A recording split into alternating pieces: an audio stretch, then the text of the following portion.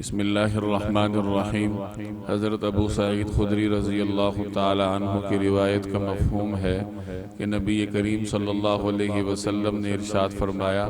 کہ جب جنتی جنت میں اور جہنمی جہنم میں چلے جائیں گے تو حکم ہوگا کہ جس شخص کے دل میں بھی رائی کے دانے کے برابر ایمان موجود ہو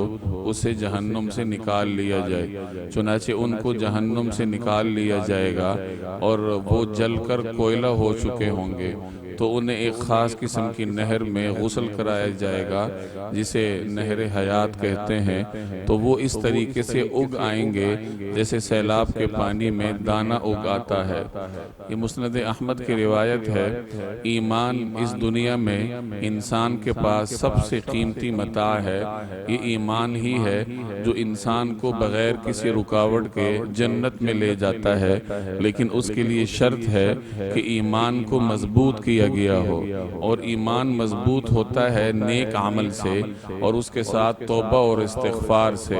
جو آدمی اس دنیا میں نیک عمل کرتا رہے اور اللہ تبارک و تعالی سے توبہ استغفار کا بھی اہتمام کرتا رہے تو یقیناً اللہ جل جلالہ بغیر کسی رکاوٹ کے اسے جنت میں داخل کریں گے۔ لیکن اگر ایمان دل میں کسی حد تک موجود ہو اور ظاہر میں نیک اعمال کے ساتھ اس کو مضبوط نہ کیا جائے تو پھر جہنم میں جانا پڑ سکتا ہے، جس طریقے سے اس روایت میں ارشاد فرمایا گیا کہ جب جہنمی جہنم میں چلے جائیں گے تو حکم ہوگا کہ ہر وہ جہنمی جس کے دل میں رائی کے دانے کے برابر ایمان موجود ہو تو اسے نکال لیا جائے۔ چنانچہ انہیں نکال لیا جائے گا، لیکن اس وقت تک وہ جہنم میں جل جل کر کوئلہ بن چکے ہوں گے، تو انہیں دوبارہ نئی زندگی یا نیا جسم دینے کے لیے